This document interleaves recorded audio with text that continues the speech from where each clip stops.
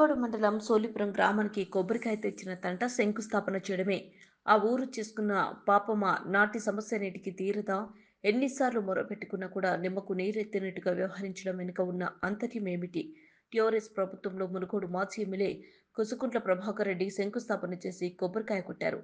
కానీ ప్రభుత్వం మారిన తర్వాత నేటి ప్రభుత్వం సోలిపురం బ్రిడ్జి పనులు మొదలు పెట్టకుండా అక్కడి ప్రజల సమస్యను పట్టించుకోవడం లేదు. అతను కొబ్బరికాయ కొట్టి శంకుస్థాపన చేస్తే నేనెందుకు ఆ పనులు మొదలు పెట్టాలా అని మునుగోడు ఎమ్మెల్యే రాజగోపాల్ రెడ్డి అనుకుంటున్నారని అక్కడి గ్రామ ప్రజలు ఆవేదన వెళ్లబోతున్నారు. ఇప్పటికైనా ఆ గ్రామ ప్రజలు సమస్యలను తీర్చడానికి వెంటనే బ్రిడ్జి నిర్మాణం చేపట్టాలని స్థానికులు కోరుతున్నారు.